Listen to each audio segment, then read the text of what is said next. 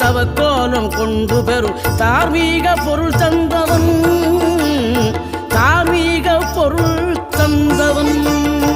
ஆறுபடை வீடும் அருள் வழங்கும் முருகா அருகே நீ ஓடோடிவா. மூவிரண்டு முகம் ஜொலிக்க ஆறிரண்டு கரங்களுடன் ஆதரவு தரவோடிவா.